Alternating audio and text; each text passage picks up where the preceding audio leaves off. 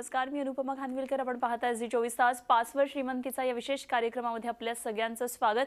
Share market, trading, गुंतवणूक अशा विविध मुद्द्यांवर आपण या कार्यक्रमामध्ये चर्चा करत असतो आणि श्रीमंत होण्याचा पासवर्ड जाणून घेत असतो. आज आपण पासवर श्रीमंतीचा या विशेष कार्यक्रमामध्ये एका वेगळ्या आणि इंटरेस्टिंग विषयावर चर्चा करणार आहोत. जगातल्या केवळ 5% लोकांकडे मोठी संपत्ती आहे, तर हे केवळ 5%च लोक का आहेत या संदर्भात आपण चर्चा करणार आहोत. आणि या संदर्भात आपल्याला मार्गदर्शन करण्यासाठी आज आम्ही आमच्या स्टुडिओमध्ये निमंत्रित केलेला आहे ट्रेडिंग आणि गुंतवणूक तज्ञ शशांक रावले यांना. विषयाला सुरुवात करण्यापूर्वी आपण रावले यांचं स्टुडिओमध्ये स्वागत करूया. नमस्कार शशांक रावले, स्वागत आपलं. आणि थोडक्यात ओळख करून देते, शशांक रावले हे SR कन्सल्टन्सीचे डायरेक्टर आहेत. शेअर ट्रेडिंग, गुंतवणूक आणि सल्लागार म्हणून ते कार्यरत आहेत. चला तर मग जाणून घेऊया आजच्या कार्यक्रमातून शशांक रावले यांच्याकडून पासवर श्रीमंतीचा. सगळ्यात पहिल्यांदा चर्चा करताना मला एक महत्त्वाचा प्रश्न विचारायचा आहे की जगामध्ये फक्त 5% लोक श्रीमंत आहेत, तर हे 5% लोक जे श्रीमंत आहेत त्यांचे नेमके गुण काय असतात, त्यांची वागणूक नेमकी कशी असते? सर्वात पहिली गोष्ट म्हणजे ते गोल ओरिएंटेड असतात. म्हणजे त्यांचे गोल फिक्स, त्यांचे ध्येय आयुष्यात फिक्स असतात. आज मी आपण जे बाकी राहिलेले 95% लोक बोलतो, मी अनेकदा लोक पाहिले, तर मी पण अनेक लोकांना दरवेळी भेटत असतो, तेव्हा त्यांचं आयुष्यात त्यांना काय करायचं आहे, कुठे पोचायचं आहे हे त्यांना माहिती नसतं. तर ही जी श्रीमंत लोक त्यांचे गोल त्यांना बरोबर माहिती असतं, मला आयुष्यामध्ये कुठे पोचायचं आहे, किती संपत्ती पाहिजे, किती फेम पाहिजे, किती काय जे काय आहे त्यांचे एम्स आणि ते गोल्स. नुसतं ते बिझनेस रिलेटेड नाही, तर पर्सनल गोल्स आहेत, त्यांचे फॅमिली सोशल गोल्स आहेत, हे सगळे गोल्स आणि त्यांचे फिक्स असतात. हे पहिलं कारण. त्याच्यानंतर त्यांच्या कामावरती फोकस असतो. आज आपण बाकीची 95% लोक बघितली तर त्यांना आज हे करतायत, त्यांना दुसरं उद्या काही नवीन सापडलं की त्या ठिकाणी ती लोक पळणार. तर असं नाही केलं पाहिजे. एक गोष्ट तुम्हाला मला सांगावीशी वाटेल, इंग्लिशमध्ये एक स्टेटमेंट आहे that even though if you are a cobbler, do the best in it. जर तुम्ही मोची जरी असाल त्यामध्ये तुम्ही चांगलं करा, तुम्ही आयुष्यात भरपूर सक्सेसफुल आहात.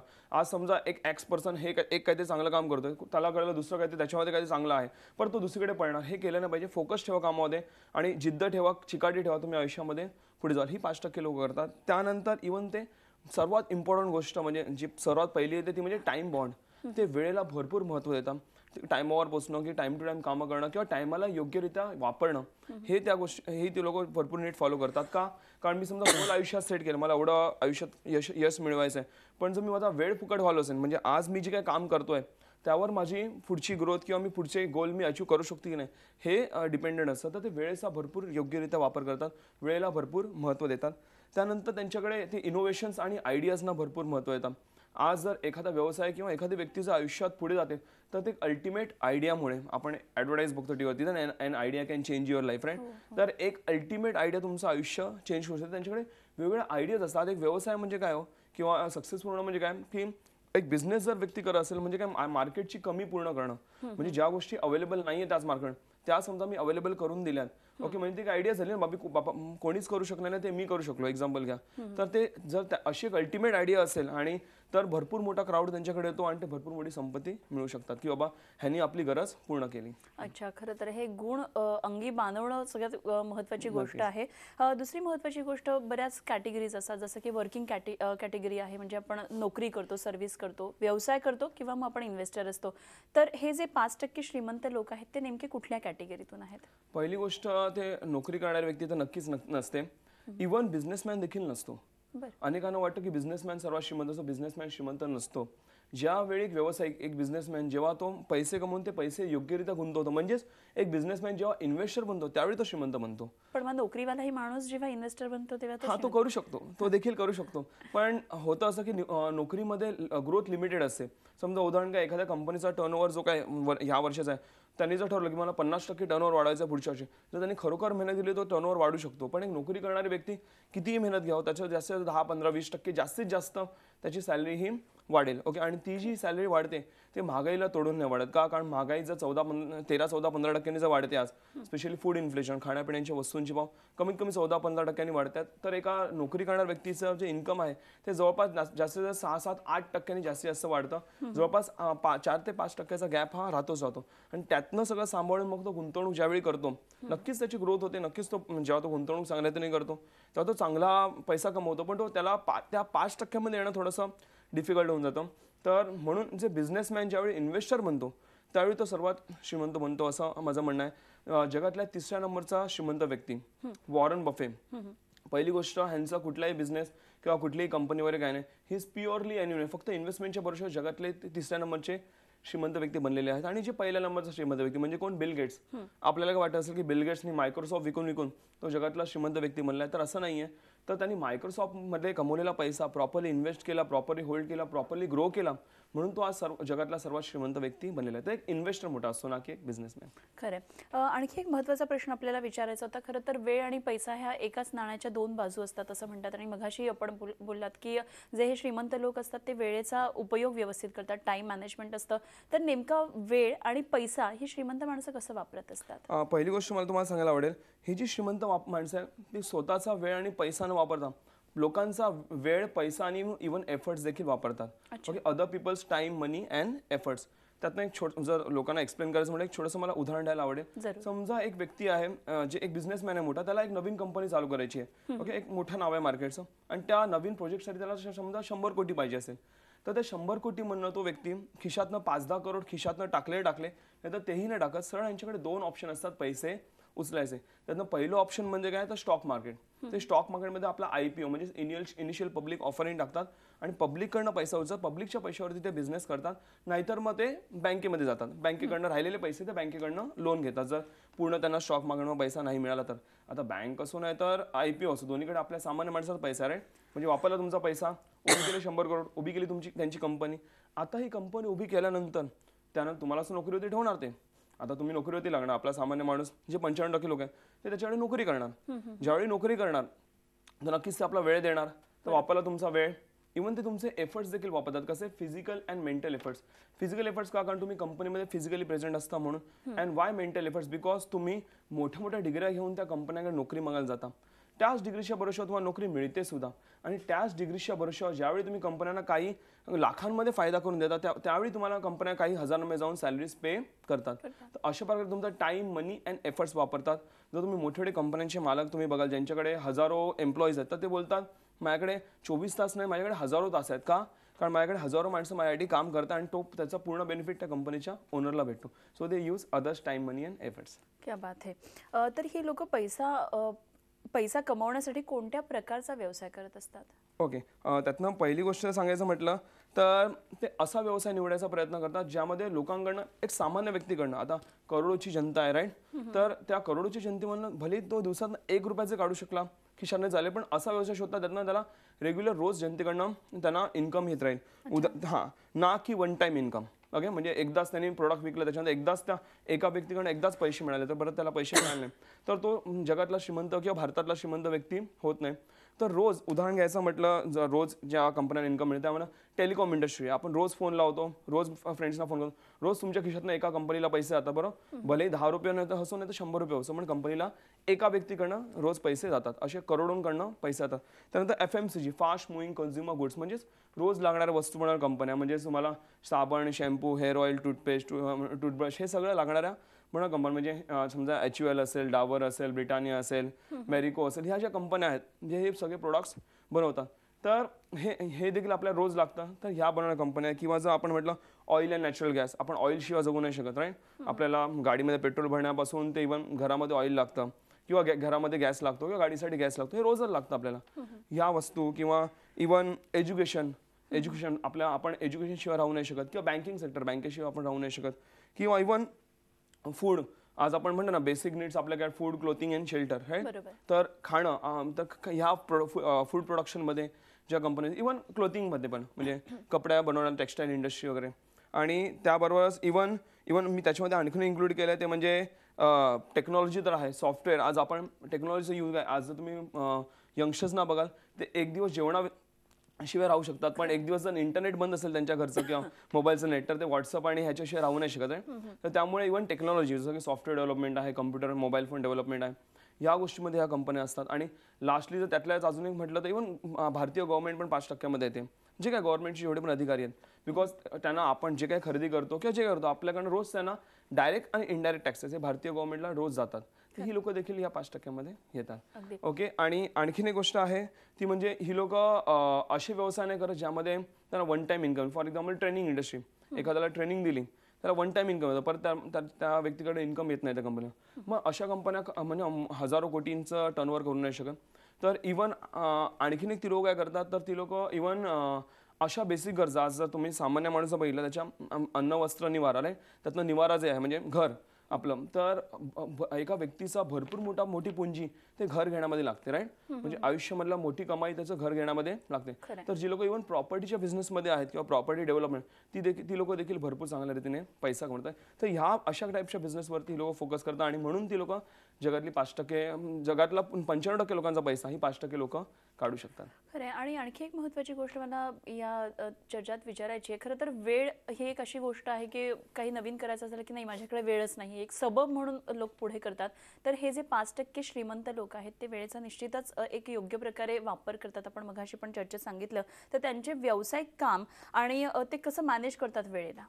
ओके पहिली गोष्ट तुम्हाला सांगायची म्हटली तर ती लोक स्वतःचा जसं मी म्हटलं स्वतःचा वेळ किंवा दुसऱ्यांचा वेळ वापरतात ती लोक आणि ती लोक चांगल्या रीतीने कामं आपली डेलिगेट करतात. ओके दुसऱ्यांचे स्किल्स आणि एफर्ट्स वापरतात ते तुम्हाला काय करतात एक थोडक्यात सांगतो. ती लोक एखाद्या स्वतःची जर कंपनी आहे तर ती लोक स्वतः त्यामध्ये इन्व्हॉल्व नसतात. म्हणजे एक बिझनेसमॅन बिझनेसच्या वर राहून काम करतो बिझनेसच्या आतमे नाही ते फक्त सिस्टम टाकतात आयडिया टाकतात पैसे लावतात आणि निघून जातात. दुसऱ्यांचे स्किल्स आणि दुसऱ्यांचे एफर्ट्स वापरतात स्वतःचे एफर्ट्स टाकत नाही आणि त्यामुळे ते लोक योग्यरित्या इव्हन वेळेचा आणि इव्हन त्यांच्या म्हणजे त्यांचं काम बरोबर ती लोक मॅनेज करू शकतात. ते योग्यरित्या डेलिगेट करतात कामं डेलिगेट म्हणजे इव्हन पॉवर्स पण डेलिगेट करतात. एखाद्या व्यक्तीला फक्त तुम्ही काम सांगितलं पण त्याला पॉवर नाही दिली तर तो आपल्या मालकावरती डिपेंडेंट राहणार. पण त्याला बाबा तू काय स्वतः डिसिजन घे त्याला सांगून दिलं तो बरोबर त्याचं काम करणार आणि बरोबर कंपनीला त्याचा प्रॉफिट करून देणार आणि पोचणार कोणाला प्रॉफिट तर ते कंपनीच्या मालकाला. तर अशा प्रकारे ते लोक आपलं कामं मॅनेज करतात आणि लोकांचं स्किल्स वापरून ते आपले इन्कम बनवतात. अगदी खरं आहे. ह्याच विषयी आपल्याला आणखी चर्चा करायची आहे मात्र इथे वेळ झाली एका छोट्याशा ब्रेकची. कुठे जाऊ नका पाहत राहा झी 24 तास पासवर्ड श्रीमंतीचा. पासवर्ड श्रीमंतीच्या या विशेष कार्यक्रमामध्ये पुन्हा एकदा आपल्या सगळ्यांचं स्वागत. आणि आज आपण एका इंटरेस्टिंग विषयावर बोलतोय. जगातले केवळ 5% लोक अतिश्रीमंत आहेत. हे लोक श्रीमंत का आहेत या विषयावर आपण चर्चा करतो आहोत आणि शशांक रावले आपल्याबरोबर आहेत. आपण पुन्हा एकदा चर्चेकडे वळूया. मगाशी आपण वेगवेगळ्या टिप्स घेतल्या श्रीमंत माणसांची वागणूक नेमकी कशी असते गुण काय असतात ते कशाला महत्त्व देतात. मला आणखी थोडंसं पुढे जाऊन विचारायचं की हे जे श्रीमंत माणसं असतात किंवा जे व्यावसायिक असतात ते गुंतवणूकदार असतात ते नेमकं काय करत असतात व्यावसायिक म्हणून ते नेमकं काय करत असतात. पहिली गोष्ट म्हणजे ती लोक चांगली प्लॅनिंग करतात. एक गोष्ट लक्षात घ्या की आपण जास्ती वेळा प्लॅनिंगला दिला पाहिजे आणि कमी वेळ एक्झिक्युशनला. तुमचं योग्यरित्या जर प्लॅनिंग असेल तर एक्झिक्युशनला कमी वेळ लागतो. अनेक लोकांचं प्रॉपर प्लॅनिंगच नसतं त्यामुळे ते प्रॉपर एक्झिक्युशन नाही करत आणि त्यामुळे ते यशस्वी होत नाही. म्हणून प्रॉपर प्लॅनिंग असलं पाहिजे. बाबा मला कसं ह्या ध्येयापर्यंत पोहोचायचं मला कसं पोहोचलं पाहिजे ह्याचं प्रॉपर तुमच्याकडे त्या गोलचं प्लॅनिंग असलं पाहिजे एक. आणि सेकंडली ती लोक इवन प्रॉपर मॅनेजमेंट करतात. ते लोक मॅनेजमेंटकडे लक्ष देतात बिझनेसच्या वर राहून मॅनेज करतात. बाबा आपली टीम आणि हे सगळं कसं काम करतात ह्याच्याकडे मॅनेज. ते आतमध्ये जाऊन म्हणा ती लोक कमॉडिटी लेवलचं काम नाही करत बाबा ती लोक स्वतःहून जाऊन ते काम नाही करत फक्त वरती मॅनेजमेंटचं ही लोक काम करतात. आणि त्यानंतर ही लोक योग्यरित्या इन्व्हेस्टमेंट जे काय ती लोक कंपनीमधनं बिझनेसमधनं पैसा कमवतात ती लोक योग्यरित्या पैसे आपले गुंतवत राहतात वेगवेगळ्या ठिकाणी हे ते लोक काम करतात. त्यानंतर नवीन डील्स किंवा नवीन आयडियाज ह्याच्यामुळे ती लोक दिवसभर पळ असतात. बाबा मग नवीन डील्स कुठून मिळतील का नवीन नवीन आयडियाज कुठून मिळतील यामागे ही जी 5% लोक आहेत ही लोक पळ असतात. आणि त्यानंतर ही लोक आपले जे मोठ्या मिटिंग्स आहेत जे त्यांना स्वतःहून मॅनेज केला पाहिजे ती लोक मोठ्या मिटिंग्सला आपल्या स्टाफला ती लोक स्वतः अटेंड करतात स्वतः करतात. आणि लास्टली अँड मोस्ट इम्पॉर्टंटली म्हणजे ती लोक आपल्या डिस्टिंक्ट फोर्टीकडे लक्ष देतात. म्हणजे होतं काय की अनेकदा मी जे बिझनेसमॅन पाहिलेत मी माझ्या ओळखीमध्ये ती लोक सगळ्या कामामध्ये घुसले असतात. म्हणजे ऑफिशियल जे कामं सगळ्यामध्ये आपलं डोकं घालतात. तर हे न करता जी व्यक्ती समजा उदाहरण आता मी माझ्या ट्रेनिंग इंडस्ट्रीमध्ये आहे तर माझं डिस्टिंक्ट फोर्टे काय किंवा मी ट्रेनिंग चांगली देतो आणि किंवा मी बाबा लोकांना चांगलं हँडल करू शकतो किंवा मी माझ्या टेक्निक्स थ्रू लोकांना चांगले पैसे कमवून देऊ शकतो. तर मी फक्त त्याकडे फोकस करणार. मग ऑफिसमध्ये माझं काय काम चालू आहे माझ्या ऑफिसचा स्टाफ कोणाला फोन करतोय कोणाकडे काय करतोय ह्याच्याकडे आपण लक्ष नाही द्यायचं असं ती लोक डिस्टिंक्ट फोर्टेकडे लक्ष देतात. ते स्किल्स डेव्हलप करण्यामागे ती लोक लागलेले असतात.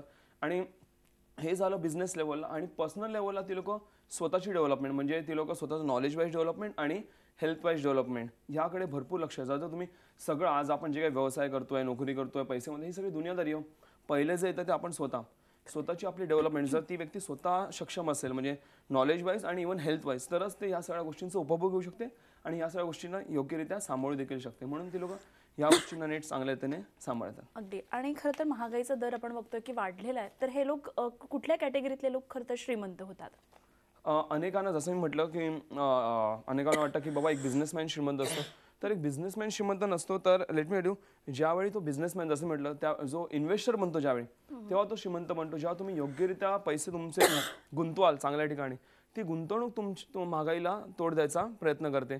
जसं म्हणलं नोकरी महागाईला तोडत नाही, तर एक म्हणतो ना बिझनेस किंवा एक गुंतवणूक, जेव्हा तो व्यक्ती फायनली गुंतवणूक लेवलला म्हणजे इन्व्हेस्टर लेवलला पोहोचतो तेव्हाच तो श्रीमंत म्हणतो, नाहीतर एक बिझनेसमॅन देखील श्रीमंत होऊ शकत नाही. म्हणजे फक्त इन्व्हेस्टरकडेच आपण म्हणू शकतो की तो एक प्रकारचा हे आहे. अगदी यानंतर एक छोटासा ब्रेक घेऊया. पाहत रहा झी24 तास.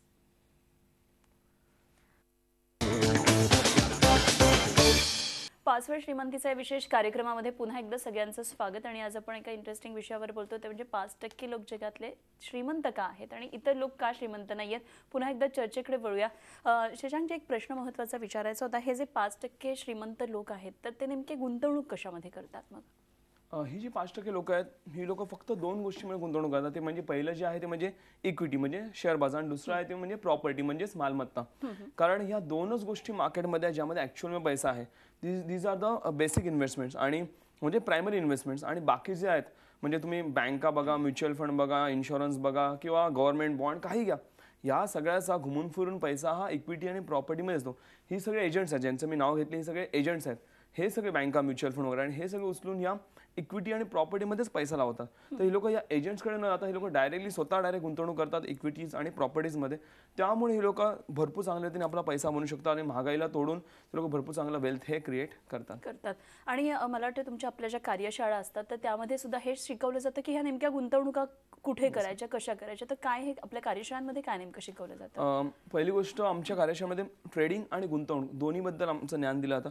पहिला आपण थोडक्यात ट्रेडिंगबद्दल बोलूया. ट्रेडिंग म्हणजे रोजची उलाढाल. तुम्ही रोज ट्रेडिंग करून कशा रीतीने योग्यरित्या पैसे कमवू शकता. म्हणजे उदाहरण घ्या, समजा तुम्ही लाखभर रुपये टाकले तर दिवसाला 3-4 हजार रुपये किंवा 10-20 हजार रुपये टाकले, दिवसाला 700-800 रुपये तुम्ही सहजरित्या कसं कमवू शकता, याबद्दल आम्ही तुम्हाला योग्य ते ज्ञान देतो. आणि यामध्ये कुठलीही वयाची किंवा कुठलेही म्हणा ना एज्युकेशनची कुठलीही अट नाही, तुम्ही कोणीही येऊ शकता. ओके, आज एक व्यावसायिक पासून, एक हाऊसवाईफ पासून, एक नोकरी करणाऱ्या व्यक्तीपासून, एक कॉलेज स्टुडंट पासून सगळी लोक आमच्याकडे येतात. तर कोणीही यामध्ये येऊन काम करू शकतो. भरपूर सोप्या रीतीने आपण चांगल्या रीतीने आपण ट्रेडिंग करून देखील पैसा कमवू शकतो. 1 आणि सेकंडली इव्हन आम्ही तुम्हाला गुंतवणुकीचं ज्ञान देतो. म्हणजेच आता आपण जे बोललो किंवा 5% लोक कुठे गुंतवतात, आपण याबद्दल थोडक्यात डिस्कशन केलं आहे. तर हे एक्झॅक्टली कसं मॅनेज करतात पैसा, कसा पैसा वाढवतात, याबद्दल आम्ही तुम्हाला योग्यरित्या ज्ञान देतो. इक्विटी आणि प्रॉपर्टीज नाही तर इव्हन शेअर बाजार तर आहेतच आहे, त्याबरोबर इव्हन इतर ठिकाणी कुठे कुठे गुंतवतात, काय नेमके ते नियम पाळतात, कसा आपला पैसा वाढतात, याबद्दल तुम्हाला सर्व योग्य ज्ञान त्यामध्ये मिळतं. आणि हे जबरदस्त पॉवर पॅक सेशन असतात. तुम्हाला फॉर शुअर हे सेशन्स आवडतील आणि तुम्हाला मजा येईल हे ऐकायला. ओके, आणि तुमच्या ज्ञानामध्ये पण भरपूर भर होईल आणि तुम्ही नक्कीच तुमच्या पैशामध्ये देखील वाढ होईल जर तुम्ही हे योग्यरित्या मॅनेज केलं तर. आणि इव्हन आपण कुठे कुठे चुका करतो गुंतवणूक करताना किंवा पैसे ठेवताना किंवा लावताना, या देखील तुमच्या पूर्णरित्या या सेशन्समध्ये कव्हर होईल. अगदी. आता निश्चितच मला वाटतं प्रेक्षकांना उत्सुकता लागली असेल की नेमकी शशांक रावले यांच्या या कार्यशाळा होतात कुठे, जाणून घेऊया आपण. कुठे कुठे कार्यशाळा नेमक्या होणार आहेत? आमच्या मुंबईमध्ये दादर आणि ठाणे या ठिकाणी आहेत, आणि मुंबईच्या बाहेर पुणे, नाशिक आणि कोल्हापूर या ठिकाणी आमच्या कार्यशाळा आहेत. तुमच्या टीव्ही स्क्रीन्सवर तुम्हाला आमचे नंबर्स तर येत असेल, ॲड्रेस पण येत आहेत. ओके, आणि इव्हन आपलं जे नाशिक आणि कोल्हापूरच्या कार्यशाळा अजून डिसाईड व्हायच्या वेळ आहे. थोडंसं तुम्हाला त्याचे SMS मध्ये तुम्हाला आमच्याकडे डिटेल्स येतील. फक्त आमच्या नंबर्सवरती मिस कॉल करा, एक छोटासा मिस कॉल करा, आणि तुम्हाला सगळ्या कार्यशाळांचे डिटेल्स येतील. तुम्ही जो पाहिजे तुम्ही अटेंड करू शकता. या मोफत कार्यशाळेत कुठली रजिस्ट्रेशनची गरज नाही आहे, आणि तुम्ही त्या डायरेक्टली येऊन तुम्ही ते सेशन्स अटेंड करू शकता. अगदी खरं. हे जास्त महत्त्वाचं आहे की या कार्यशाळा मोफत आहेत आणि त्याच्यासाठी कुठलेही रजिस्ट्रेशन आपल्याला करावं लागणार नाहीये. केवळ एक SMS आपल्याला पाठवायचा आहे किंवा मिस कॉल करा दिलेल्या नंबर्सवर, आणि आपल्याला थेट त्यांच्याकडून संपर्क होईल. नेमक्या कार्यशाळा कुठे असतील, आपल्याला जे ठिकाण योग्य वाटेल त्या ठिकाणी आपण जाऊ शकता आणि ही कार्यशाळा अटेंड करू शकता. आणखी एक महत्त्वाचं आपल्याला विचारायचं होतं की या कार्यशाळांमध्ये खरं तर असं म्हटलं जातं की गुंतवणूक करणाऱ्याला थोडं तरी आर्थिक ज्ञान हवं, थोडं गणिताविषयी नॉलेज हवं. तर याविषयी आपण काय सांगाल? एक गोष्ट सांगतो, मला माहिती आहे ज्यावेळी कार्यशाळेमध्ये लोक येतात त्यावेळी प्रत्येका टाईपची लोक येतात. आता समजा एक इंजिनिअरिंग बॅकग्राऊंडचा व्यक्ती आहे, तो आपल्या त्या बॅकग्राऊंड भरपूर हुशार आहे, पण त्याला ह्या इकॉनॉमिकल गोष्टींचं ज्ञान नसतं. पहिली गोष्ट लक्षात, तुम्ही कुठल्याही बॅकग्राऊंडमध्ये असाल तुम्हाला ह्या सगळ्या गोष्टींचं ज्ञान असणं फारच गरजेचं आहे. म्हणजे तरच तुम्ही कमवलेल्या पैशाला वाढ देऊ शकता. आणि भले तुम्हाला काही ज्ञान नसेल, झिरो, तुम्ही रॉ असाल, काही टेन्शन आहे, तुम्हाला शून्यपासून सगळं प्रॉपरली आमच्या कार्यशाळेमध्ये शिकवलं जातं. अगदी. आणि याच्यामध्ये अगदी कोणीही सहभागी होऊ शकतं. मला वाटतं कॉलेजचे विद्यार्थी असेल, एनीवन कोणीही सहभागी करू शकतो, काही प्रॉब्लेम आणखी या कार्यशाळांविषयी आपण काय वैशिष्ट्य काय सांगू शकाल? पहिली वैशिष्ट्य म्हणजे भरपूर सोप्या भाषेमध्ये तुम्हाला समजवलं आता तुम्ही बाकी ठिकाणी बघाल तर भरपूर अशा हाय फंडू लँग्वेज वापरल्या जाते, बाबा कळतच नाही. पण मी स्वतः एक गोष्ट लक्षात आणि मी स्वतः त्या कार्यशाळा घेतो मेन म्हणजे, आणि हे एक गोष्ट फॉलो करतो की बाबा एकदम सोप्या भाषेत, बाबा एक सामान्य आता आमच्याकडे ग्रामीण भागापासून ते इव्हन शहरातल्या एक टॉपच्या व्यक्तीवर प्रत्येक व्यक्ती आमच्याकडे येत असते, तर प्रत्येकाला समजणार आणि प्रत्येकाला आवडणार की आम्ही ह्या कार्यशाळा घेतो, ज्याने का सगळ्यांना त्याचा लाभ होईल आणि सगळे आपल्या आयुष्यामध्ये म्हणतात ना फायनान्शियली फ्रीडम मिळू शकतं आणि फायनान्शियली यशस्वी होऊ शकतात. अगदी. पण मग ह्याच्यामध्ये थेरॉटिकल सेशन आणि काही प्रॅक्टिकल असं पण काही असतं का? येस येस, थिरोटिकल पण असतं, त्यानंतर आम्ही एक प्रॅक्टिकल सेशन देखील होता. ट्रेडिंगबद्दल जर आपण म्हटलं तर आमचं एक वेगळं practical session live market session देखील असतं, किंवा लाईव्ह मार्केटमध्ये आम्ही तुम्हाला दाखवतो कशा रीतीने आम्ही पैसे बनवतो आणि कशा रीतीने मार्केट तुम्हाला पैसे कमवून देईल, हे देखील आम्ही समोरासमोर करून देतो. तुम्ही अख्ख्या महाराष्ट्रात भारतामध्ये असं मी डायरेक्टली एवढ्या पब्लिक समोर करणारा मी स्वतः पाहिलेलं नाही, पण त्याचं वेगळं आमच्या ऑफिसमध्ये ते वेगळं सेशन असतं, किंवा ते वेगळं सेशन असतं त्याचं, ज्याचे कुठलेही म्हणजे ना कॉस्ट आम्ही घेत नाही, ते आमच्या सेशनमध्ये सगळ्या ह्या गोष्टी इन्क्लुडेड असतात. बरोबर. निश्चितच मला वाटतं प्रेक्षकांना या सगळ्या कार्यशाळांचा फायदा होईल आणि अनेक प्रेक्षक हजर राहतील या कार्यशाळेला. आज आपण इथे आलात आणि 5% लोक श्रीमंत का आहेत, त्यांच्या यशाचं नेमकं गमक काय आहे हे आपण सांगितलं, त्याबद्दल खूप खूप धन्यवाद. आणि यानंतर आपण या विशेष कार्यक्रमात इथेच थांबतोय. पाहत रहा झी 24 तास आणि रहा एक पाऊल पुढे.